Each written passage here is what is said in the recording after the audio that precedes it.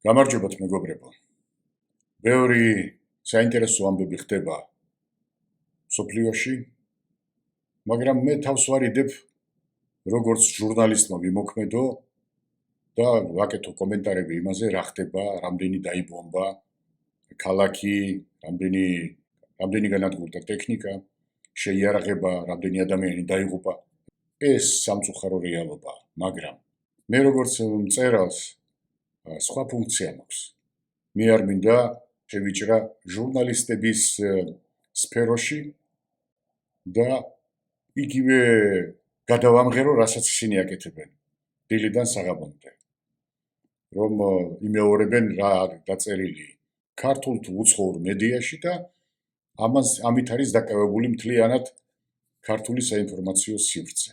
მე ვთვლი, რომ ხანდახან საჭიროა ყველაფრისგან აბსტრაგირება, დისტანცირება და გააზრება, გაანალიზება იმ პროცესების, რომლებმაც მოიყვანა დღემდე ჩვენი ქვეყანა, სახელმწიფო, ხალხი, ერი, ასევე ჩვენი მეზობლები, რომლებთან ერთადაც ჩვენ ცხოვრობდით საერთო დიდ ოჯახში. ამიტომ საინტერესო იქნება იმას გადავავლოთ თვალი, თუ როდის ჩაეყარა საფუძველი ჩვენთან იმ პროცესებს, რომლებიც შემდეგ განვითარდა და დაგტოვეს შრალზე.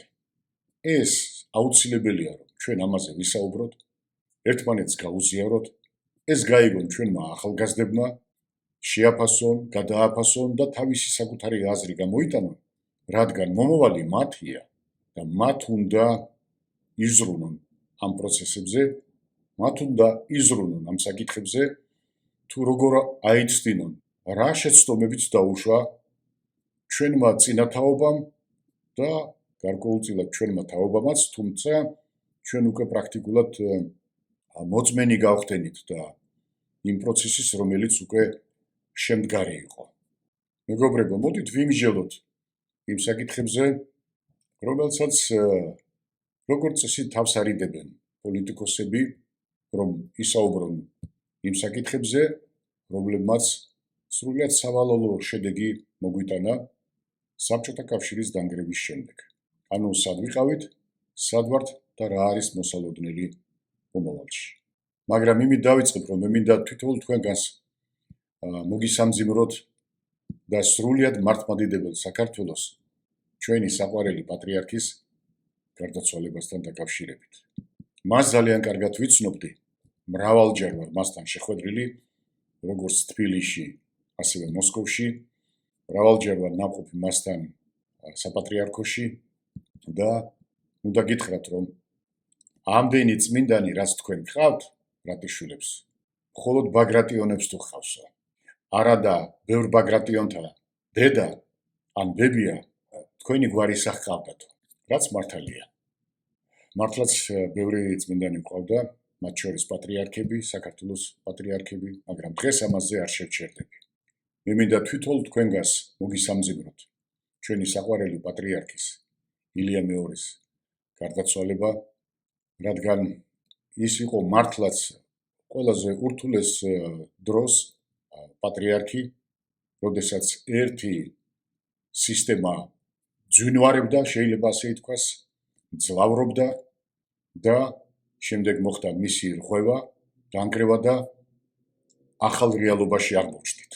რაც მარტივი არ იყო არც ერისთვის და არც ბერისთვის და მით უმეტეს ეკლესიის საჩას მპყრობელს ჰქონდა ყველაზე დიდი პასუხისმგებლობა, რათა ამ ვითარებაში შეძლებოდა ხალხი და ქვეყანა და ერი გაეყვანა სამშვიდობოს. ეს იყო ყველაზე მნიშვნელოვანი, რადგან ჩვენ გვახსოვს, რომ პოლიტიკოსები ძალიან ბევრს სწოდავდნენ, როგორც ერთმანეთში, ისე ერის და ქვეყნის მიმართ. ახლაც ასეა, მაგრამ მან უნდა გითხრათ, რომ ჩვენმა საყვარელმა პატრიარქმა გაართვა თავის ამ მოღვაწეობას, რისთვისაც მას უდიდესი მადლიერება, მე ვფიქრობ, შემომიერთდებით ჩვენი ერისგან ეკუთვნის უდიდესი მადლიერება. დიდი მადლობა მას, მისი მოღვაწეობისთვის, მისი ცხოვრებისთვის, მისი გავლილი გზისთვის ჩემგან, ჩემი ოჯახისგან, ჩემი საგვარეულოსგან და ყველა თქვენთაგანის სახელითაც მოვიხსენიებ მას, როგორც კი მომეცემა საშუალება და შევალ ეკლესიაში. იმასაც გავიხსენებ, რომ 2008 წლის მარტში, როდესაც მე ციხეში გამოვაცხადე შიმშილობა, მე-18 დღეს შემოვიდა მეუფე გერასიმე. მან გამოაგზავნა მეუფე გერასიმე, რომელიც შემოვიდა ჩემთან და მისი სახელით მთხოვა შემეწყვიტა შიმშილობა. რასაც მე დავყევი, იძულებული ვიყავი, იმიტომ რომ მას არ ეთქმოდა ჩემგან უარი და მე შევწყვიტე შიმშილობა. მე მადლიერი ვარ დღესაც მისთვის ის სიტყვები, რაც დააბარა მეუფე გერასიმეს. მას ძალუც რომ სხვა გვარად იბრძოლოსო. და ეს იყო ჩემთვის ძალიან სერიოზული ნიშანი, რომ მართლაც გადამეხედა ჩემი ქმედებისთვის და იმ სიტუაციისთვის, რომელშიც მე აღმოჩნდი და დავიწყე სრულიად სხვა ბრძოლა. რამაც მე მეყვანა იქამდე, რომ გავხდი მწერალი ციხეში. ხო და არ შემეძლო ამის შესახებ არ მეთქვა. კიდევ ერთხელ ჩემი უღრმესი და გულითადი მადლობა მას, მისი მოღვაწეობისთვის. კიდევ მოგისამძიმრებ დიდი ქართველისა და დიდი ადამიანის, დიდი პატრიარქის გარდაცვალებას და როგორც მეუფეშიო თქვა, ის მიწიდან ზეცაში გადავიდა საქართველოს მფარველად. შესანიშნავი ნათქვამია და სრულიად ვიზიარებ ამას. დიდი მადლობა. ახლა კი იმით გავაგრძელებ, რომ ჩემი მისამართით მომისმენია ირონიული რეპლიკაც. მაგას რას უსმენთ და რას კითხულობთ და რატომ კითხულობთ, ის შეთქმულების თეორიებს ავრცელებსო. არადა რომელიღაც ოპოზიციურ არხზე ორი სუბიექტი საუბრობდა და საუბრობდნენ ხვამლის მთაზე, თქვა რომ აგერო მერაბ რატუშვილს უწერია თავის წიგნებში ხვამლსა. ოჰ, კაცო, მაგას რას უსმენო? ეგო შეთქმულების თეორიებს მიყვებაო და ამიტომ არ დავკარგოთ ამაზე დრო. რა შუაში იყო ხვამლის მთა და შეთქმულების თეორიები. არ მესმის, მაგრამ ახლა აღმოჩნდა, რომ რასაც ვწერდი, მთლად უსაფუძვლოც არ ყოფილა. ეს იყო განსაკუთრებული ენერგეტიკული ობიექტი, იმის გარდა, რომ იყო საიდუმლო სწავლების ცენტრი თავის დროზე, უძველეს კოლხურ იბერიულ სახელმწიფოში და დიდი კვალიც დატოვა, მაგრამ ჯერ ეს ბოლომდე გახსნილი არ არის. ახლა კი აღმოაჩინეს, რომ შესაძლებელია და მე ამაში დარწმუნებული ვარ, რომ ასე იქნება, რომ იყოს სერიოზული მიწისქვეშა ქალაქი. მსგავსი, როგორიც არის მაგალითად კაპადოკიაში, სადაც ათეულობით კილომეტრია გვირაბებისა, რომელიც აერთებს მიწისქვეშა დასახლებებს. ამიტომ მე შეთქმულების თეორიაზე კი არ ვისაუბრებ, არამედ შეთქმულების პრაქტიკაზე. ის მხოლოდ ერთ-ერთ მცირე სეგმენტზე. ეს საკმაოდ საინტერესო იქნება და შეეცადეთ ყურადღებით მოусმინოთ და რაიმე არ გამოგჩეთ. თითქმის 61 წლის წინ, 1965 წელს, ამერიკელი მილიარდერის დევიდ როკფელერის კერძო მამულში, იტალიის ქალაქ ბელაჯოში, სხვადასხვა ქვეყნის 2 ათეული ინტელექტუალი და მწერალი დახურულ შეხვედრას შეხვდნენ ერთმანეთს. მათ შორის იყვნენ მწერლები და მეცნიერები. ამ შეხვედრას მოგვიანებით ახალი მსოფლიო წესრიგის პირობების კონცეფცია ეწოდა. როგორც ჩანს, მაშინ დევიდ როკფელერმა მოახერხა ინტელექტუალების შეკრება და დარწმუნება იმაში, რომ ეს მათ შეეძლოთ მნიშვნელოვანი როლის თამაში მომავალი მსოფლიო წესრიგის ჩამოყალიბებაში. და გარკვეულწილად ეს მოახერხეს კიდევაც. და ამას ნუ ვუარყოფთ. ის რა მსოფლიო წესრიგიც მივიღეთ დღეს, სწორედ მაშინ 60-იანი წლების დასაწყისში ჩაეყარა საფუძველი. რომ იტყვიან ამ რეპეტიციიდან 3 წლის შემდეგ 1968 წელს რომში 75 ინტელექტუალის ოფიციალური შეხვედრა შედგა. ამ შეხვედრაზე საზეიმოდ გამოცხადდა, რომ დაარსდა რომის კლუბი. დიახ, რომის კლუბი. ყველა ინფორმაციიდან, მათ შორის ენციკლოპედიაში, ნათქვამია რომის კლუბის ორი დამფუძნებელი მამების შესახებ. ალექსანდრე კინგისა და აურელიო პეჩეის შესახებ. ეს ორი სახელი ფიგურირებს მთავარ დამფუძნებლად. მაგრამ აურელიო პეჩეი კლუბის პრეზიდენტის თანამდებობას იკავებდა 1969 წლიდან 1984 წლამდე და როდესაც ის გარდაიცვალა, პრეზიდენტი გახდა კინგი. მაგრამ როგორც ასეთ საზოგადოებებშია გავრცელებული, ისინი უბრალოდ მენეჯერები იყვნენ, რათა ორგანიზაციის ნამდვილი დამფუძნებლის დევიდ როკფელერის სახელი დარჩენილი იყო ჭრდილში. და არა მარტო მისი სახელი, ვისაც რომანი ჯუღა გაქვთ წაკითხული, მათ უკვე იციან, ვინ იდგნენ ამ ორგანიზაციის დაფუძნების უკან და ვინ შეუწყო ხელი მის შექმნას. წინსწრებით ვიტყვი, რომ ყველა დიდი პოლიტიკოსი გლობალისტია. მთავარია ყურს საიდან მიაბა პროცესი. და თუ ვინმე წინა საუკუნეში იყვნენ გლობალისტები, ესენი არიან ლენინი, ტროცკი, მარტოვი და სხვები, რა თქმა უნდა.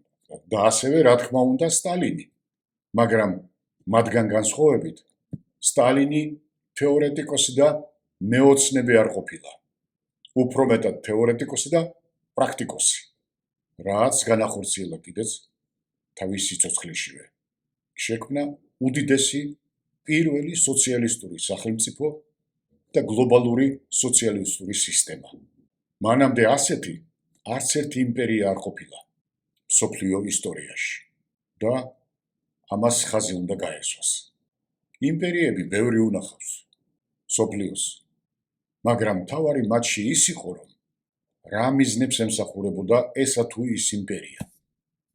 და როგორც წესი, ისინი წარმოადგენდნენ უმეტესად ბოროტებას და შემდეგ შეეცადნენ ეს სახელი გადაერქმიათ უკვე საბჭოთა კავშირისთვის მის ბოლო წლებში, ანუ 70-იან 80-იან წლებში, როდესაც უკვე იცოდნენ, რომ საბჭოთა კავშირი სუსტია და პირდაპირ პასუხს ვერ გასცემს.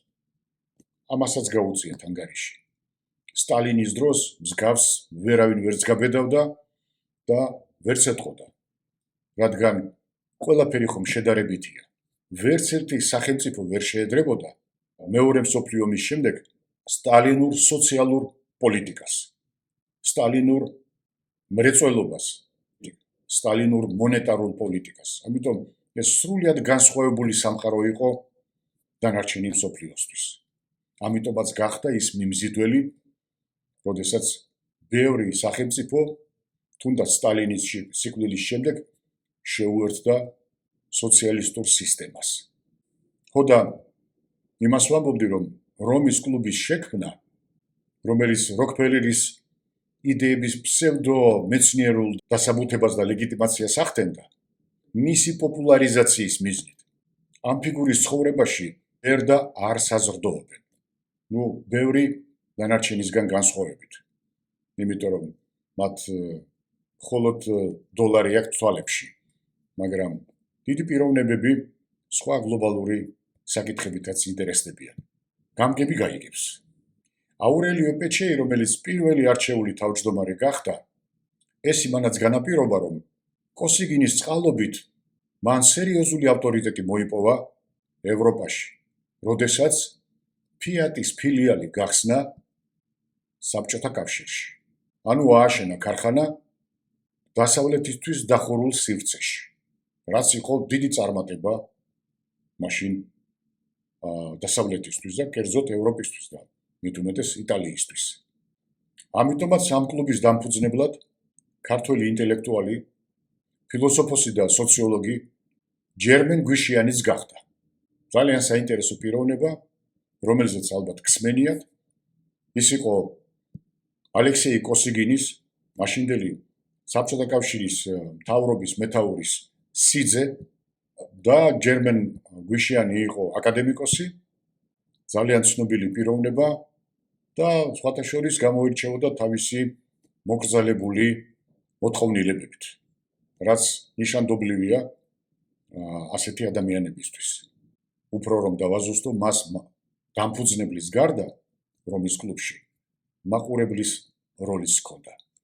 ესეც წერია სხვათა შორის შეგიძლიათ ამ წიგნში იპოვოთ ამ საკითხის შესახებ და ვინ მიიყვანა ჯერმენ გვიშიანი რომის კლუბში, ვინ გაუწია მას რეკომენდაცია. და კიდევ უფრო რომ დავაზუსტო, იმ წლებში იყო მცდელობა საბჭოთა კავშირისა და დასავლეთის დაახლოებისა. და ეს ხდება უკვე პრაქტიკულად თითქმის კარიბის ზღვის შემდგომ. ამიტომაც მიავლინეს ჯერმენ გვიშიანი ამ კლუბში. ისიც მოყოლილი მაქვს თქვენთვის თავის დროზე, ვინ მოიყვანა და გაუხსნა გზა პოლიტიკაში ალექსეი კოსიკინს. შეგახსენებთ, ეს იყო ჯუღა. სწორედ მან შეარჩია ეს პიროვნება, ჯერ კიდევ სრულიად ახალგაზრდა და დაინახა მისი პოტენციალი და წარუდგინა სტალინს. და ის ბევრ სერიოზულ საკითხს კურირებდა ჯერ კიდევ სტალინის დროს და სერიოზული სახელი დაიმკვიდრა. ჯერმენ გვიშიანი მე გავიცანი 1989 წლის მარტში, ჩემთან სახლში, როდესაც ის ეწვია ჩემს სიმამრს, მას დაბადების დღე ჰქონდა და იმ პერიოდში ჯერ კიდევ შრალი კანონი მძვინვარებდა, ამიტომ უცხოდა ავითვალისგან მოცილებით ჩემთან სახლში გადაიხადა დაბადების დღე, იუბილე ჰქონდა და ბევრი ცნობილი და საინტერესო ადამიანი ქართველები ესწრებოდნენ ამ ვახშამს. აი მაშინ გავიცანი სწორედ ჯერმენ გვიშიანი. ძალიან საინტერესო და სიმპათიური ადამიანი იყო. ხო და რომის კლუბს რომ დავუბრუნდეთ, დოკუმენტების თანახმად მისი დამფუძნებელი წევრების რაოდენობა ზუსტად 100 ადამიანი იყო. სწორედ ისინი განსაზღვრავდნენ კლუბის საქმიანობის მთავარ პრიორიტეტებს, სთავაზობდნენ ახალ პროექტებს და ამტკიცებდნენ მომზადებულ ანგარიშებს. ეს იყო კლუბის წევრების უფლებები და მათი უპირატესობა მოწვეულ სტუმრებზე თუ ექსპერტებზე. იშვიათი გამონაკლისის გარდა, თუ ეს არ იყო სრულიად საიდუმლო, როგორც წესი, ამ მასალებს ამზადებდნენ მოწვეული სპეციალისტები. ხაზგასმით ვამბობ, მოწვეული ინტელექტუალები და სპეციალისტები. კლუბის სრული და ასოცირებული წევრების გარდა იყვნენ საპატიო წევრებიც. როგორც წესი, ისინი იყვნენ საკმაოდ ცნობილი და გავლენიანი პიროვნებები. ხო და დრო გავიდა, თაობები შეიცვალა, მასთან ერთად ხედვებიც და რა თქმა უნდა იდეებიც. მათ აღარ აკმაყოფილებდათ მხოლოდ თეორიული მოსაზრებები. კაცობრიობის განვითარების ვექტორზე დროთა განმავლობაში ამ კლუბის საპატიო და აქტიური წევრების რაოდენობა გაიზარდა. უფრო გაფართოვდა ცნობილი ფიგურებით. მათ შორის ისეთი გავლენიანი ფიგურებით, საშიში იდეების მატარებლები და გამავრცელებლებიც იყვნენ. მათ შორის თქვენთვის კარგად ცნობილი ფინანსური სპეკულიანტი ჯორჯ სოროსი და მისი შვილობილიც კარგად იცით ვინ არის საქართველოში. ასევე დიდი ბრიტანეთის ყოფილი პრემიერ-მინისტრი ტონი ბლერი, ამერიკის საგარეო პოლიტიკის ცნობილი ფიგურა ჰენრი კისინჯერი, ბელგიის პრინცი ფილიპი, ნიდერლანდების დედოფალი ბეატრისი, ევროკომისიის ყოფილი პრეზიდენტი რომანო პროდი და ჟაკ დელორი. ასევე სხვანი და სხვანი, ძალიან ცნობილი და გავლენიანი ფიგურები. იმ პერიოდიდან მოწვეულები იყვნენ ძალიან ცნობილი ადამიანები, როგორც კლუბის წევრები, ან საპატიო წევრები, ან უკვე როგორც ექსპერტები, რომლებიც ამზადებდნენ გარკვეული მიმართულების პროექტებს. ეს თვითონ ეს ორგანიზაცია არა მარტო საშიში ტვინის ადამიანების კრებული იყო, არამედ პრაქტიკოსებიც იყვნენ, რომლებსაც აწუხებდათ მთავარი საკითხი, როგორ შეემცირებინათ მსოფლიო მოსახლეობის რაოდენობა.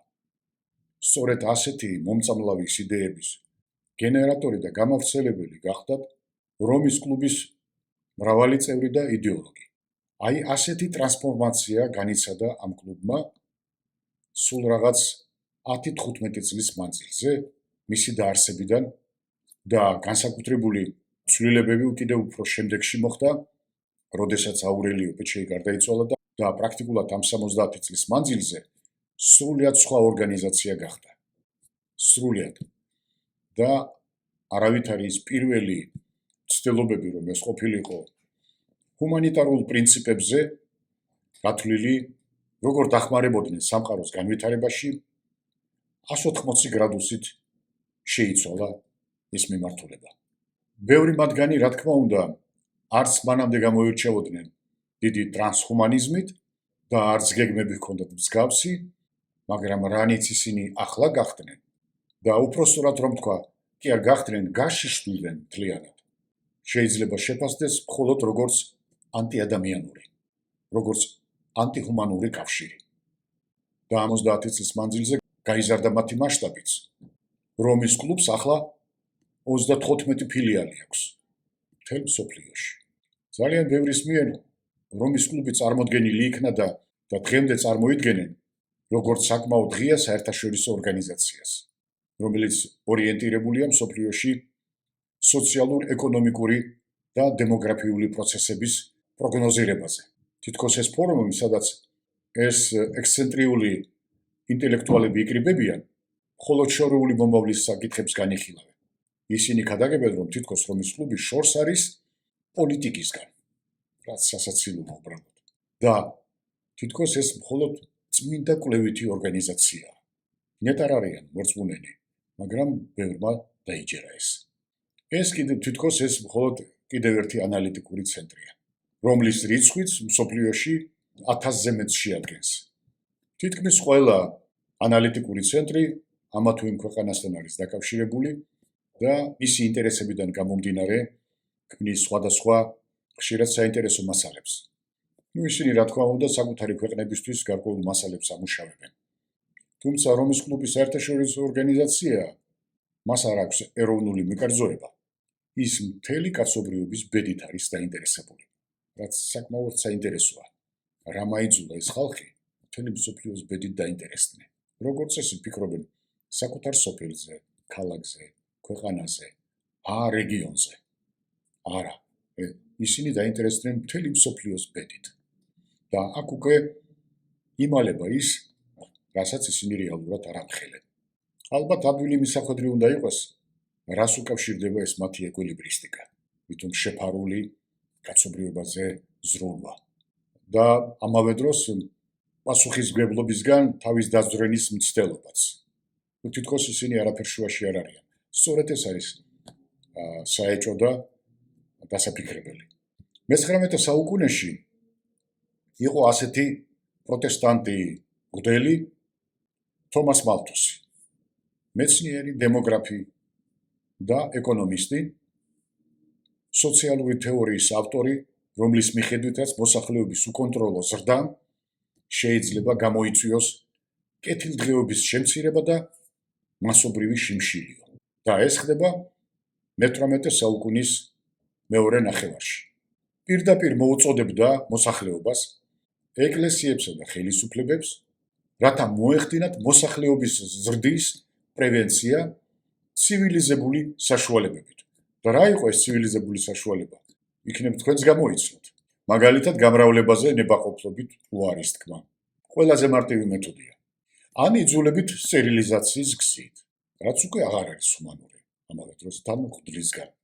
ხოლო თუ მოსახლეობის კლება ომების ან ეპიდემიების შედეგად მოხდებოდა, ეს კიდევ უკეთესი. რადგან საკვების ნაკლებობა უკვე შეინიშნებაო და შემდეგში ეს პრობლემა კიდევ უფრო გაიზრდებაო. მღვდელი მალთიუსის სწავლებებს საბოლოოდ გენოციდური ქადაგება უწოდეს, მაგრამ მისი აზრები ბევრმა გაიმეორა, უკვე თანამედროვე სამყაროშიც. და არა მარტო, ეს გენოციდის სტრატეგოსები უფრო აქტიურები გახდნენ მე-20 საუკუნის მეორე ნახევარში. და აგერ უკვე 21 საუკუნეში კიდევ უფრო დახვეწილად ებრძვიან მოსახლეობის გამრავლებას. აი ეს არის შედეგი, რომელსაც ჩაეყარა საფუძველი ჯერ კიდევ მე-18 საუკუნის მეორე ნახევარში. ანუ ეს არ დაწყებულა არც მე-19 საუკუნეში, არც მე-20-ში და არც თანამედროვე 21 საუკუნის იდეებია. კიდევ უფრო დახვეწილად ებრძვიან მოსახლეობის გამრავლებას 21 საუკუნეში, თანაც დაუსჯელობის სინდრომით გათამამებულნი. ანუ ბუნებრივი რესურსების გონივრულად გამოყენებისა და მათი განახლების შესწავლის ნაცვლად.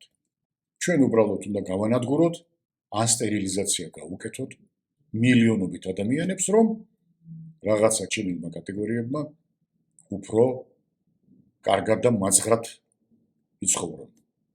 რეალურად ეს არის მათ ქვეცნობიერში ჩადებული ამ ქვეტექსტებში სწორედ ეს არის. და თქვენი აზრით, მინდა რომ კომენტარებში დაწეროთ, საქართველოში თუ განვითარდა ეს პროცესი, პირველ რიგში ვის მოიაზრებენ გასანადგურებლად? ყოფილ ჩინოვნიკებს, მოქმედ ჩინოვნიკებს, ყოფილ პოლიტიკოსებს, მოქმედ პოლიტიკოსებს, პროფესორ-მასწავლებლებს, თუ მათ სტუდენტებს, იქნებ მოსახლეობას. აი თქვენი აზრით, ვის შეეხება თუ ამ თეორიას პრაქტიკად აქცევენ და ვინ გადარჩება? თქვენი აზრი მაინტერესებს და დაწერეთ ამის შესახებ. რომის კლუბის ანგარიშები იგივე ტიპის ქადაგებებია დღეს, როგორიც იყო მე-18 საუკუნეში და შემდგომში, მხოლოდ უფრო განახლებული და კარგად შეფუთული. მთელი განსხვავება ამაშია. და როდესაც რომის კლუბში ასე ღიად დაიწერა ამის შესახებ, მათ კონცეფციებში, მაშინ აღარც ჯუგა იყო ცოცხალი, აღარც აურელიო პეჩეი, აღარც გვიშიანი იყვნენ ცოცხლები.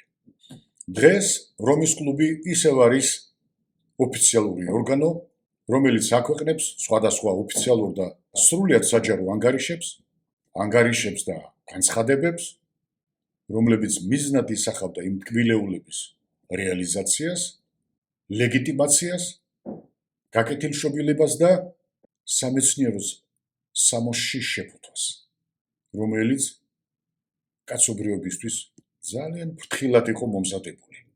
ანუ ამ პროცესში კლუბთან თანამშრომლობაში ჩაერთნენ სხვადასხვა იდეოლოგიის მატარებელი ინსტიტუტები, როგორც ამერიკის შეერთებული შტატებიდან, ასევე ევროპიდან და არ გამოვრიცხავ კიდევ სხვა დიდი ქვეყნებიდან, რომლებიც უკვე სთავაზობენ ამ კლუბს, მათ განახორციელონ ესა თუ ის პროგრამა მოსახლეობის შემცირების მიზნით. ანუ ამან მიიღო უკვე ძალიან სერიოზული მასშტაბი.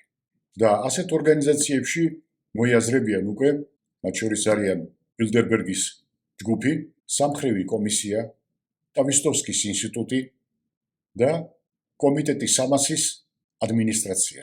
მე ტავისტოვსკის ინსტიტუტზე წინად გადაცემა გავაკეთე სხვათა შორის, როგორ მოქმედებდა მათი კონცეფცია, მათ შორის საქართველოში და ასევე სხვა ქვეყნებში. ჩემ ვიდეო ბლოგში ამას ნახავთ. ძირითადად იგივე ადამიანები, რომლებიც ყოველთვის განზრახულად და ფარულად მოქმედებდნენ, აშკარად დასცინოდნენ შეთქმულების თეორეტიკოსებს. ან თუნდაც თავიდან ქმნიდნენ და ავრცელებდნენ ყალბ ნარატივებს, ყალბ შეთქმულების თეორიებს, რათა რეალური ფაქტები დაფარული ყოფილიყო. ეს იყო თამაშის ერთგვარი ფორმა, რომ აერიათ თავგზად და აერიათ ჭკუა მოსახლეობისთვის და ვინც ამ შეთქმულების თეორიებს აყვებოდა, ის ხდებოდა დასაცინი და მერე უკვე საზოგადოებისგან გარკვეულწილად უკვე უნდობლობას იმსახურებდა. ეს იყო თავარი მიზანი, რომ ასე დაეცვათ თავისი თეორიული მასალები პრაქტიკაში განსახორციელებლად. ეს იყო მიზანი. და ამას მიაღწიეს კიდეც. იმიტომ რომ რამდენი მწერალი, ჟურნალისტი და საზოგადოების ცნობილი ადამიანი, რომელიც ალაპარაკდა ამ საკითხებზე, ეგრევე შერაცხეს შეთქმულების თეორეტიკოსებად და შეთქმულების თეორიის გამავრცელებლებად, რომ საზოგადოებას მათთვის აღარ მოესმინა. ძალიან ბევრ შემთხვევაში ამას მიაღწიეს კიდევაც. და მათი პროექტები და პროგრამები რომ ჩრდილში დარჩენილიყო. კლუბის დასახული ერთ-ერთი მთავარი მიზანი იყო, არის და რჩება დედამიწის დეპოპულაციის პოლიტიკის მეცნიერულად დასაბუთება. მარტივად რომ ვთქვათ, ეს იყო და არის გლობალური გენოციდის პოლიტიკა. ამაზე ჩვენ სხვა დროსაც ვისაუბრებთ, ახლა კი კლუბის მეორე მიზნის შესახებ გიამბობთ. დეინდუსტრიალიზაციის პოლიტიკის, ანუ ინდუსტრიის გლობალური მასშტაბით განადგურების პოლიტიკის მეცნიერულად დასაბუთება, რომელიც მათ შეიმუშავეს. როგორც ჩანს, პლანეტა დედამიწას გადარჩენა სჭირდება. აი, რას ქადაგებენ ისინი. რადგან ინდუსტრიული და დემოგრაფიული ზრდის ტემპი იმდენად მძლავრია, რომ ბუნებრივი რესურსების ათვისება ვერ ესწრება ან ვერ უზრუნველყოფს მათ ზრდას, რესურსების სწრაფ გამოფიტვას და გარემოს სასიკვდილოდ დაბინძურებას იწვევს. გარკვეულწილად ეს შეიძლება ასეც არის, მაგრამ ეს უფრო გაზვიადებულია. რომის კლუბის გამოქვეყნებულ ანგარიშებში და განსაკუთრებით ნახევარი საუკუნის წინ გამოქვეყნებულ ანგარიშებში, რომელსაც ჰქვია ზრდის შეზღუდვები, 1972 წელს ჩამოყალიბდა ნულოვანი ზრდის კონცეფცია, რაც იმას ნიშნავს, რომ ყველაფერი სრულიად ღიად და საჯაროდ იყო წარმოდგენილი. როგორც კონცეფციის სახელიდანაც ჩანს, რომის კლუბმა შესთავაზა როგორც დემოგრაფიული, ასევე სამრეწველო ზრდის შეჩერება. მოსახლეობისა და სამრეწველო წარმოების შენარჩუნება 1970-იანი წლებიდან დადგენილ დონეზე. მაშინ მსოფლიო მოსახლეობა შეადგენდა სულ რაღაც 3 მილიარდ 712 მილიონ ადამიანს. დღეს ეს რაოდენობა აჭარბებს 8 მილიარდ 230 მილიონ ადამიანს. ასევე არსებობდა და არსებობს მოსაზრება, რომ საჭირო იყო უფრო რადიკალური ქმედებები, რადგან, როგორც ჩანს, ნულოვანი ზრდა სიტუაციას ვერ გადაარჩენდა და საჭირო იყო ნეგატიური და რადიკალური გადაწყვეტა, კერძოდ მოსახლეობისა და სამრეწველო განვითარების დონის რადიკალური შემცირება. წინსწრებით გეტყვით, რომ ახლო აღმოსავლეთში და სამხრეთ-აღმოსავლეთ აზიაში გაჩაღებული ყველა ომი, გასული საუკუნის 60-70-იანი წლებიდან დაწყებული, უკავშირდებოდა ამ კონცეფციის აღსრულებას, რომელიც იყო სხვადასხვა პოლიტიკური მოტივებით. ამისი შეფუთვა და რომ ვიტყვიან ამისი გაправება, სლენგზე რომ ვთქვათ, მათ შეუძლიათ შეუდარებლად. საერთოდ დასავლეთს ეს კარგად ეხერხება. ამიტომ არ უნდა იყოს გასაკვირი თქვენთვის, ვისაც გინახავთ, როგორ შეფუთეს თავისი კეთილი განწყობები ბჭყალებში, თუნდაც ჩვენს მიმართ, პატარა საქართველოს მიმართ. და ეს დასაფიქრებელი მომენტია, მეგობრებო. ასე არ უნდა გავატაროთ ყურს და თვალს მიღმა. და კიდევ ერთ მოკლე გადახვევას გავაკეთებ თქვენთვის. და გაგახსენებთ, ჩემს რამდენიმე ვიდეო ბლოგს ტრამპის, ანუ იგივე ტრამპანუტის შესახებ ჯერ კიდევ მის წინა საარჩევნო პერიოდში იყო გაკეთებული. როდესაც მას ესროლეს, ის იყო ერთი კანდიდატი, მაგრამ როდესაც ის უკან მობრუნდა, უკვე გახვრეტილი და შეხვეული ყურით, ის უკვე იყო სრულიად სხვა კანდიდატი. ფიზიკური პირი, რა თქმა უნდა, იგივე იყო, მაგრამ პრეზიდენტობის კანდიდატი უკვე სხვა. ანუ ამ მოკლე პერიოდში სავლე პავლე იქცა. სრულიად სხვა ადამიანი. მაშინ ჯერ კიდევ რიტორიკა შეცვლილი არ ჰქონდა. მაგრამ აზრები უკვე დაულაგა ყურში გავლილმა ტყვიამ. დიახ, მისი რებრენდინგი, გადაკვალიფიცირება, გინდათ ასე დაარქვით, მისი ცვლილება რადიკალური მოხდა იმ ტყუის მიერ, რომელმაც მას ყურში გაუვარა და სრულიად შეუცვალა მიდგომა. მე კიდევაც მოყევი ამის შესახებ. დიახ, მე გავაკეთე მაშინ არაერთი კომენტარი და გადაცემა იმის შესახებ, რომ ის დათანხმდა გლობალისტების თამაშის მიღებას. მან არჩია პრეზიდენტის სავარძელი პომპეზურ დაკრძალვას არლინგტონის სასაფლაოზე ან მარალაგაში. ადამიანურად მე ეს კარგად მესმის. მაგრამ, ეს მაგრამ არის. მაგრამ მაშინ 1970 წლების ბოლოს რომის კლუბის ზოგიერთმა წევრმა პლანეტის მოსახლეობას შესთავაზა კვლავ 1 მილიარდამდე შემცირება. ანუ შეზღუდა პლანეტის მოსახლეობის რაოდენობა. ჯერ კიდევ მაშინ ჩაეყარა საფუძველი 1970 წელს, რომ უნდა დაეყვანათ 1 მილიარდ ადამიანამდე. და როგორ შეიძლება ამის გაკეთება? რა თქმა უნდა, ჩვენ უკვე გამოცდილი ხალხი ვართ, ეს კეთდება პანდემიით, სხვადასხვა საბრძოლო საომარი მოქმედებებით, გარკვეულწილად შიმშილით, სუიციდალური მიდრეკილებებით, რომელსაც უნერგავენ ფსიქოლოგიურად და ასე შემდეგ. თუმცა ფაქტია, რომ ამ კლუბს ნაწილობრივ ჩაუვარდა თავისი პროექტი, თავისი გეგმები. რადგან კლუბის არსებობის 55 წლის მანძილზე მათ ვერ შეძლეს ნულოვანი ზრდის მიღწევა. ეს გარკვეულწილად ამ კლუბში შიდა დინებების ბრალიც იყო, რისთვისაც მათ მადლობა შეგვიძლია უთხრათ. თუმცა სამადლიერო არაფერი არ აქვს. მათ უბრალოდ ვერ შეძლეს ამისი განხორციელება. რა თქმა უნდა, იყვნენ ამ კლუბში ისეთი პიროვნებებიც, რომლებიც ამოხრუჭებდნენ ამ პროცესს. მაგრამ მე ვფიქრობ, ეს უბრალოდ რაღაცა პერიოდით გადაავადეს, მაგრამ არა უარყვეს და უარი არ უთქვამთ ამ პროექტზე. ამ ნახევარი საუკუნის მანძილზე მოსახლეობა 2.5-ჯერ გაიზარდა, თქვენ ეს კარგად იცით, მაგრამ რომის კლუბის წარმატებების ინდუსტრიის გაცამტვრებაში უფრო შესამჩნევი აღმოჩნდა. აი თუნდაც ჩვენი პატარა საქართველო. ეს მათი მიღწევაა საბოლოო ჯამში, რომ საქართველოს გააცამტვრეს და მაშინ რუსეთიც გააცამტვრეს, ბალტიის ქვეყნებს გააცამტვრეს, უკრაინაც დაშლილი განაწევრებული იყო და ბევრი საწარმო და სოციალური ობიექტი განადგურებული მთელი საბჭოთა კავშირის ტერიტორიაზე. ეს იყო უდიდესი წარმატება დასავლეთისა, რომელმაც შეძლო თავისი კონცეფციის რეალიზება. და ამ დროს, როდესაც გაანადგურეს და გააჩანაგეს, პატარა საქართველოს რა მოეთხოვებოდა ამ შემთხვევაში და რა შეეძლო, რუსეთიდან გაიტანეს 11 ტრილიონზე მეტი ქონება, მათ შორის ურანი 235 გამდიდრებული და ბევრი სხვა რაღაცა, ფერადელი ტონები იყო თუ მე ამაზე ვისაუბრია არაერთხელ და შეგიძლიათ მოიძიოთ ჩემ ვიდეობლოგებში. ეს ინფორმაცია თან სრული ციფრებით. იქ, სადაც დასავლეთის მიერ დანიშნული ფორმალური და არაფორმალური პოლიტიკური ლიდერები იყვნენ და არიან დღესაც, ამ ქვეყნებს უნდა გითხრათ, რომ არაფერი ეშველებათ.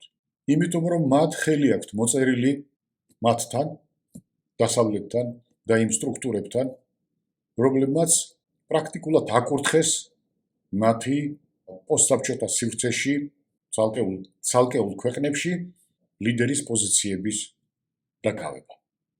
ანუ ეს იყო თავარი, რაც აინტერესებდა დასავლეთში, რომ შენ თითსაც არ გაანძრევ და არ იზრუნებ საკუთარი სახელმწიფოში დემოგრაფიულ საკითხებზე, არ იზრუნებ მრეწველობის აღდგენაზე და ეკონომიკის განვითარებაზე და იზრუნებ მათ ემიგრაციაზე და ამავე დროს საკუთარი მოსახლეობის ჩანაცვლებაზე სხვა რასის და სხვა ერის ხალხებისა.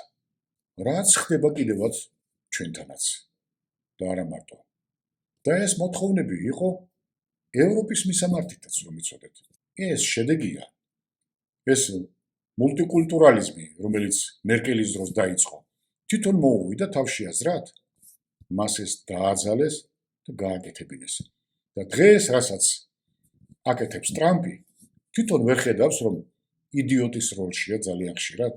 ამბობს ერთს, კეთდება მეორე, დამარცხებაზე ამბობს, რომ გავიმარჯვეთო, კი, მრავალი ადამიანი დაიღუპა, მაგრამ გამარჯვება დაცხადებს, რომ 170-მდე ბავშვი დაღუპულია, ამას როგორ შეიძლება გამარჯვება უწოდო ნორმალურმა ადამიანმა. ეს უკვე დემენციაც გაუაქტიურდა და ალცგეიმერიც ერთდროულად, იმიტომ რომ ურთიერთჭიდილშია, რაქნას არ იცის, შეაგდეს ამ ვითარებაში. არადა სწორედ ის იყო, გახვრეტილი ყურის შემდეგ, რასაც უნდა დათანხმებოდა და ამას ვერ გაექცევოდა. მე მესმის მისი, მაგრამ დავფიქრდეთ, რომ გადადგეს რა მოხდება.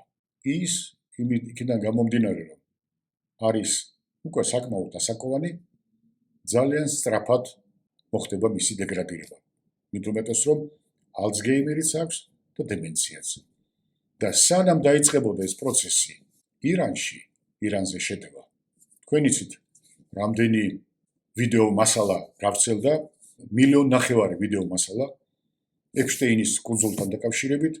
კი, ტრამპი იქ არ მონაწილეობდა ამ კუნძულზე არც ყოფილა, მაგრამ მას სხვა მემკვიდრეობა აქვს, რომელიც გაუხსენეს და ძალიან სერიოზული პროცესი მიდის მის ოჯახშიც ამავე დროს, რომელსაც ასე მარტივად ვერ დააღწევს თავს.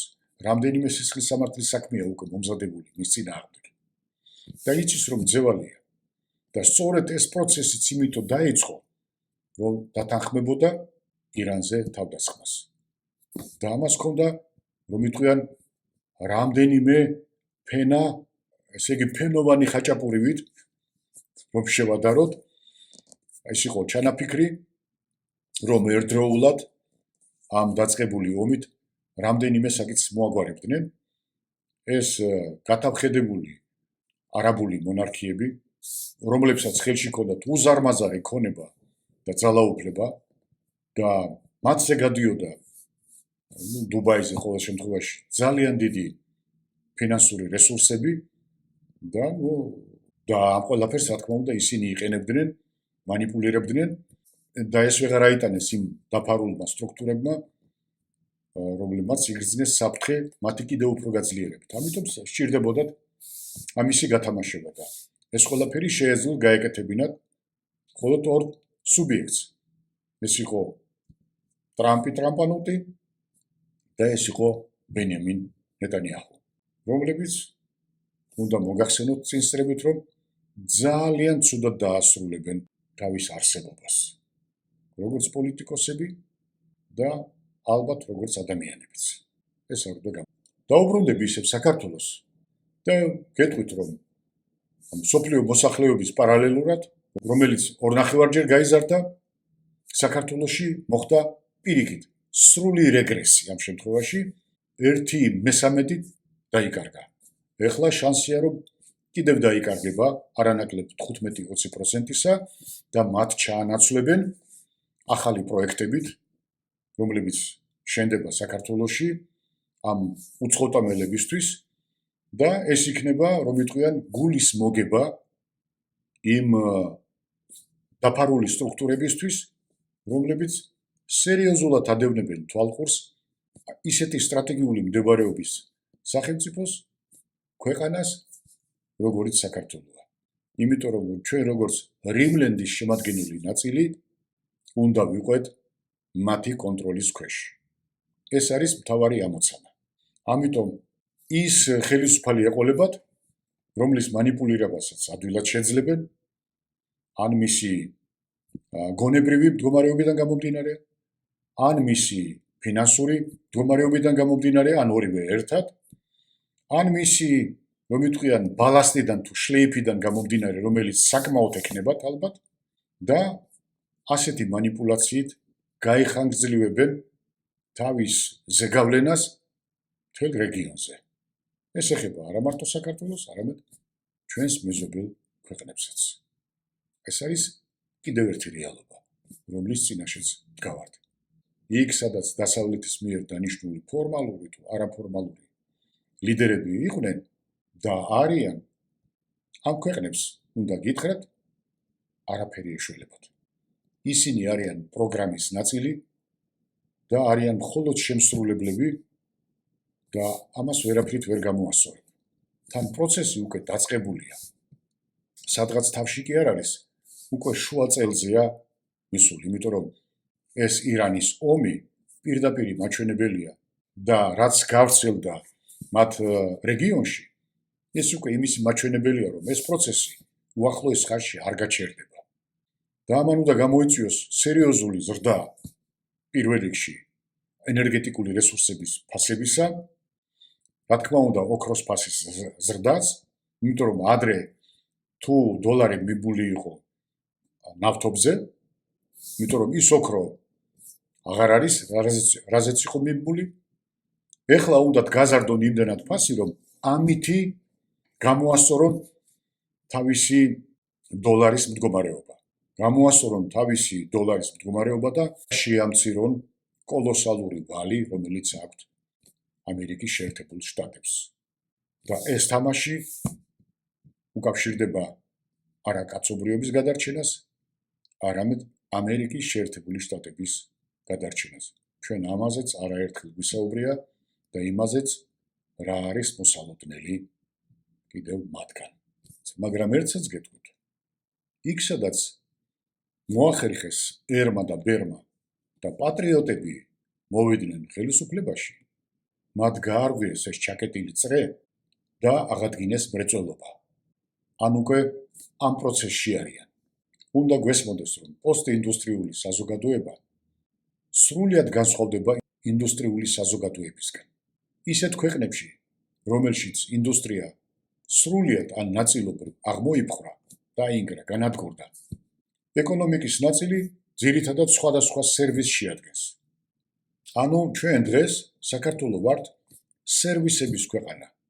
წარმოებით არაფერს ვაწარმოებთ, მხოლოდ ველოდებით, რომ ვინმესთვის რაიმე სერვისი განვახორციელოთ, ვართ სატრანზიტო ქვეყანა და თან თვითონ დავარქვით დერეფანი საკუთარ ქვეყანას და ამას იყენებენ და როგორც ასეთი, რომ გითხრათ და გაგახაროთ, რომ სერიოზული პერსპექტივა გვაქვს სახელმწიფოს განვითარებისა, სამწუხაროდ ამას ვერ მოვახერხებ და ვერ მოგატყუებთ, რომ ამ გზით ჩვენ როგორც სახელმწიფო და როგორც ერი ვერ გადავრჩებით.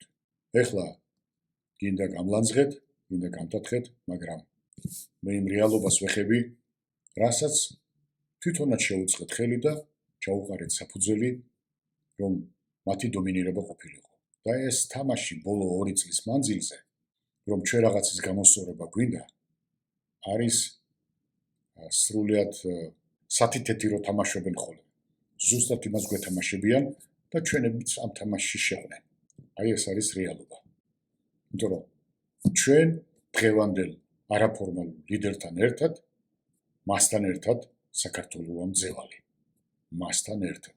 სანამ ეს დროულად არ შეიცვლება ეს მდგომარეობა, ეს დარჩება და საბოლოოდ მივა სრულ კატასტროფამდე. ესეც რეალობაა, რომელსაც თვალის გასწორება სჭირდება და ვერანაირი კვაკერები, რომლებიც როგორც არ უნდა აქონდა ადიდონ და რადიფერამების არ უნდა უმღერონ და ოსამები უმღერონ, ამას ვერ მიაღწევენ. მიუხედავად იმისა, რომ ადრე საზოგადოების ჯანმრთელობის და სიცოცხლის ხანგრძლივობის საკითხი სახელმწიფოს ძირითადი ვალდებულება იყო და ამიტომაც იყო უფასო. პოსტინდუსტრიულ საზოგადოებაში ისინი ფასიანი გახდნენ. ეს რას ნიშნავს? ხელი დაიბანა საკუთარი მოსახლეობის ჯანმრთელობაზე და მომავალზე. აი ეს არის რეალობა. ამიტომ ისინი პოსტინდუსტრიულ საზოგადოებაში, სადაც უფასო იყო ეს ყველაფერი, ფასიან მომსახურებად იქცნენ. მაგრამ ყოველგვარი გარანტიის გარეშე ჯანმრთელობის შესანარჩუნებლად. აი ეს უკვე პრინციპული განსხვავებაა ჯანდაცვასა და ჯანგამოცვლას შორის. დიახ, ჯანდაცვასა და ჯანგამოცვლას შორის. ხალხს გამოაცალეს ჯანმრთელობა. წაართვეს ყველაფერი. ამიტომ დასავლეთმა მიაღწია იმას, რაც უნდოდა და ამაში ჩვენ თვითონაც შევუწყეთ ხელი ბღავილით რუსთაველის პროსპექტზე ძირს საბჭოთა სოციალისტური რესპუბლიკა, ჩვენ გვჭირდება დამოუკიდებელი საქართველო, ვინ მომაძაღლი დამოუკიდებელი საქართველო სჭირდებოდეს. მხოლოდ მშიერი, წყურვალი, გაპარტახებული, უხელფასო, ყოველგვარი შემწეობის და მზრუნველობის გარეშე და რა თქმა უნდა, დაავადებული და დაჩაჩანაკებული ერი. აი რა მივიღეთ. რატომ არ გვინდა ხოლმე ამაზე საუბარი? რატომ უყურებთ ისევ ამ წარსულს და დღევანდელობას ისევ ამ ვარდისფერი სათვალეებით? აი ეს არის გასაოცარი. როგორ არ უნდა გიყვარდეს საკუთარი თავი და საკუთარი ქვეყანა, საკუთარი შვილები და საკუთარი მომავალი, რომ ამაზე არ იფიქრო, არ გადააფასო და არ იზრუნო. როგორ გადაარჩინო შენი მომავალი თაობები. გასაოცარია. ვიკავებთ იმ ადგილს, რასაც ქვია სერვისები, მომსახურება პოსტინდუსტრიულ სახელმწიფოში, ქვეყანაში. ამ ახალ სერვისებს შორის თქვენს კარგად მოგეხსენებათ, პირველია ფინანსური მომსახურება. საკრედიტო ინსტიტუტები, რომელიც აყვანილია უმაღლეს რანგში, თავისი დაცულობით და ხელშეუხებლობით და ასევე სადაზღვევო კომპანიები, საინვესტიციო ფონდები, რა თქმა უნდა, და რა თქმა უნდა, საინვესტიციო ბანკები. აი, ვის ემსახურება მთელი სახელმწიფო ერი და ბერი. ეს რეალობაა. მოკლედ რომ გავშიფროთ, ადამიანის კეთილდღეობა და მომსახურება ფინანსურმა ყაჩაღებმა ჩაიგდეს ხელში. მათ გადაიბარეს ეს ყველაფერი, მორჩა და გათავდა. ხალხს, საზოგადოებას, ამომრჩეველს არც არჩევას ეკითხება დღეს ვინმე და არც რაიმეს გამოსწორებას. ამისთვის ვიბრძოდით და აი მივიღეთ კიდევაც. მაგრამ იქ, სადაც გონიერი და პატრიოტი მმართველები აღმოჩნდნენ ქვეყნის სათავეში, ერთი ნაბიჯით არ დაუთმეს მათ გლობალისტებს, რათა საკუთარი ეკონომიკა და მრეწველობა გაენადგურებინათ და გაეჩანაგებინათ. ამისი მკაფიო მაგალითია ბელორუსი და მისი ლიდერი ალექსანდრე ლუკაშენკო. და ალბათ ისიც კარგად გახსოვთ, როგორ ებრძოდნენ და ებრძვიან მას მთელი დასავლეთი. ასეთ სიძულვილს არავის მიმართ არ გამოხატავენ, როგორც მის მიმართ. და იმას რომ იტყვიან, იტალიელებმა იციანეს სულაც არ ანახულებს. იმიტომ რომ მათ შეინარჩუნეს მთლიანად მრეწველობა, ეკონომიკა არის ზრდა, ყველა დასაქმებულია, ყველას ხელფასები აქვს, სოციალური უზრუნველყოფა უმაღლეს დონეზეა, პრაქტიკულად იგივე რაც იყო საბჭოთა პერიოდში, ბოდიში და ფეხებიც ვერ მოსჭამეს, უკაცრავად ამ სლენგზე. აი რეალობა. აი რამხელა მნიშვნელობა აქვს ვინ არის ქვეყნის მმართველი. ეხლა შეადარეთ პატარა საქართველოს. არც ის არის დიდი ქვეყანა, მაგრამ სამჯეროდ ხჭებ ხომ ჩვენზე დიდია, თავისი ტერიტორიით და მოსახლეობით არანაკლებ სამჯერ დიდი. შეადარეთ, როგორი მმართველი ჭირდება ქვეყანას. ისეთი, რომელიც მხოლოდ იმას უწევს ანგარიშს, რა სიტყვიან მასზე, თავზე გადაусმევენ ხელს და რეიტინგებში რამეს დაწერენ, დაუყადაღებენ თუ არ დაუყადაღებენ ქონებას, ფინანსურ რესურსებს და ასე შემდეგ, თუ რა უფრო მნიშვნელოვანი უნდა იყოს ქვეყნის მმართველისთვის, ფორმალური თუ არაფორმალურისთვის, სულ ერთია ის ჩემთვის. ჩვენ ხომ ყველამ ერთად კარგად ვიცით ვინ არის რეალური მმართველი. და წარმოიდგინეთ და შეადარეთ, ვის გაუმართლა ბელარუს ხალხს თუ ქართველებს, რომლებიც პრაქტიკულად აღარ დავრჩით საქართველოში. და პირდაპირ გვებრძვიან, რომ ქართველებმა არ იცხოვრონ საქართველოში. ხო და ყველაფერი ხომ შედარებითია და მარტივი ამოსაცნობია, ვინჯობია. მე არ ვადარებ ახლა დიდ ქვეყნებს, ყაზახეთს, უზბეკეთს, რუსეთს მით უმეტეს, ან უბედურ უკრაინას, გორეატუმა, რომლებმაც ასეთი უბედურება დაიტეხეს თავზე. მე ვადარებ ბელორუსს, რომელმაც შეძლო თავისი ერთგულებით, თავისი ქვეყნისა და ხალხის მიმართ და შესანიშნავი პოლიტიკით და დიპლომატიური მანევრირებით შეენარჩუნებინა სიმშვიდე, მშვიდობა, ეკონომიკა, მრეწველობა, საკუთარი ხალხი და ოცნებობენ ბალტიის ქვეყნები, რა თქმა უნდა, შურთ, რომლებიც დარჩნენ სრულიად მშივრები ყოველგვარი მრეწველობის და ეკონომიკის და მეცნიერების და განვითარების გარეშე. აი რეალობა. და დაუბრუნდები რომის კლუბს ისევ და გეტყვით, რომ მათი კონცეფციით უნდა მოხდეს სრული დეინდუსტრიალიზაცია მთელი მსოფლიოსი და არავინ უნდა დარჩეს ამ კონცეფციის გარეთ. ყველას უნდა შეეხოს ეს. და შეხედეთ, დღეს ევროპას ეს ხომ შეეხო, იმიტომ რომ მთელი მრეწველობა გადავიდა ჩინეთში. უნდა გითხრათ, რომ რომის კლუბის დაარსების შემდეგ პირველი ანგარიშები, რომელიც მათ წარმოადგინეს, უკვე მაშინ გაჟღერდა სიტყვა გლობალიზაცია, გლობალური პრობლემები და გლობალური საზოგადოება, ანუ გლობალიზმი მთლიანად. ეს ტერმინები, რა თქმა უნდა, ადრეც არსებობდა, მეორე მსოფლიო ომამდე და მე-19 საუკუნეშიც კი, მაგრამ მათი გამოყენება ძალიან შეზღუდული იყო. 1970-იანი წლებიდან დაწყებული ეს სიტყვა გლობალიზაცია ყველაზე პოპულარული გახდა როგორც სამეცნიერო წრეებში, ასევე პოლიტიკოსებს შორის. შემდეგ კი ეს მედიაშიც გავრცელდა. იქამდე მივიდა საქმე, რომ ვინც ამ ტერმინს არ ხმარობდა, ჩამორჩენილებად შერაცხავდნენ ხოლმე. ეს იყო დამონათება, რომ რაც შეიძლება მეტად გავრცელებულიყო და ადამიანების აზროვნებაში შესულიყო თვითონ წარმოსახვაში რა არის გლობალიზაცია. როდესაც დადგებოდა საათი X-ი, უკვე მშვიდად შეხვედროდნენ ამ პროცესს. ხო და მათ ჩამოაყალიბეს მაშინ ისეთი სტრატეგია, რომელსაც დღემდე თავს ახვევენ ყველა სახელმწიფოს. ისინი თავის მოძღვრებაში ამბობენ, რომ პლანეტის ბიოსფერო ერთიანი და განუყოფელია, ატმოსფეროსა და ჰიდროსფეროს დაბინძურებას საზღვრები არ აქვს, რადიაციას, ელექტრონულ გამონაბოლქვებს და დაბინძურებას ასევე შეუძლიათ თავისი შედეგები ქვეყნის საზღვრებს მიღბაც გაავრცელონ. ადამიანის მიერ გამოწვეული არაერთი კატასტროფა აჩვენებს, რომ მათი დამანგრეველი ეფექტების რადიუსი შეიძლება გაიზომოს ასობით და ათასობით კილომეტრშიც კი. ამის გათვალისწინებით, ქვეყნის საწარმოო ძალების განვითარება აღარ არის მხოლოდ შიდა საკითხი. ხვდებით ხომ? სად მიიყვანეს ლოგიკური ჯაჭვი, რომ ეს არ არის მხოლოდ თქვენი საკითხი, ყველაფერს რასაც თქვენ აწარმოებთ, ეს გვეხება ყველა ჩვენთაგანს. ამ კონცეფციის ერთი შეხედვაც კი ბუნებრივსა და აშკარას ხდის, რა მიზანს ისახავს ეს კონცეფცია. ამას მივყავართ იმ დასკვნამდე, რომ პირველი ეროვნული სუვერენიტეტი არა მარტო სულელური, არამედ საშიში რელიკვიაა. მეორე, თუ ეროვნული სახელმწიფოების ლიდერებს არ სურთ ეკოლოგიური კატასტროფისთვის გაწირვა, მათ უნდა შესწირონ თავიანთი სუვერენიტეტი.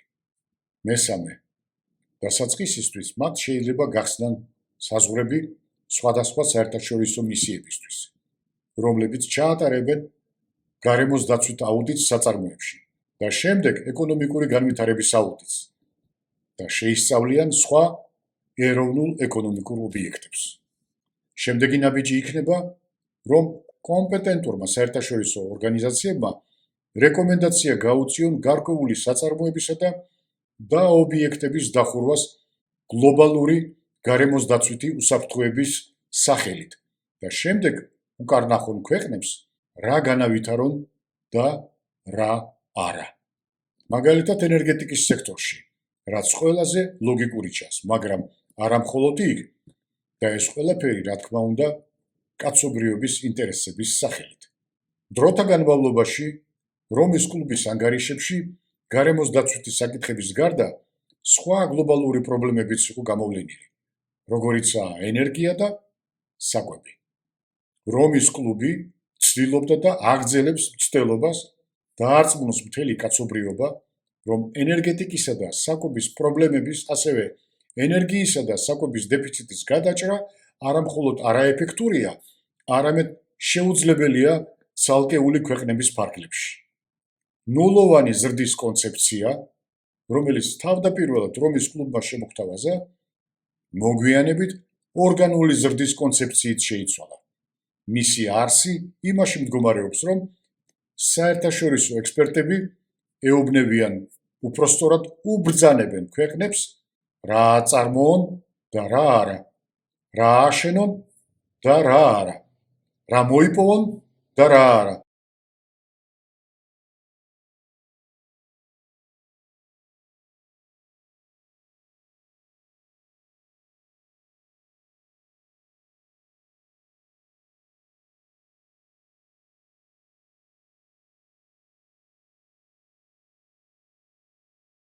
რა თქმა უნდა, კაცობრიობის ინტერესების უკან სინამდვილეში ფულის ბატონპატრონების საკუთრებაში არსებული ტრანსნაციონალური ბანკებისა და კორპორაციების ინტერესები იდგა.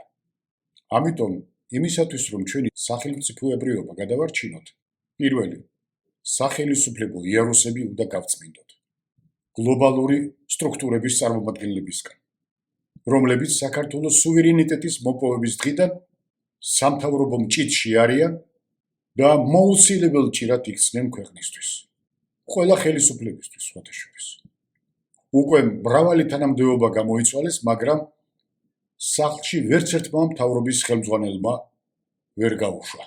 დაწერეთ გეთახვა კომენტარებში თქვენ ვიზე გაიფიქრეთ. არ გამოგრჩეთ ეს მომენტი. მადლობა წინასწარ. მეორე, ასევე უნდა ვიზრუნოთ რეალურად სუვერენული მთავრობის მოყვანაზე ხელისუფლებაში. მესამე, სასწრაფოდ გასაწმენდია ხელისუფლების მთელი ვერტიკალი.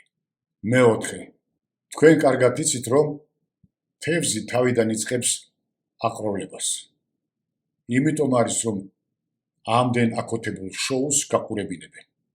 მათ არაფერი ეშველებათ, უნდა გითხრათ.